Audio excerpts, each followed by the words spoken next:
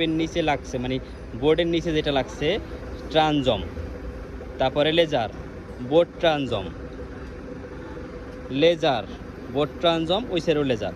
ব্যাস, এবার উপরের লেয়ার বিছানো শেষ, এটাকে বলা হয় প্ল্যাটফর্ম লেভেল। তারপরে লেডারটাকে বাঁধতে হবে, লেডার বেঁধে উপরে উঠবো, উপরে উঠে এখানে হার্নেস হুক করে পোস্টের সাথে। তারপরে হবে টপ রেল, এটাকে বলা হয় টপ রেল, এটা মিড রেল।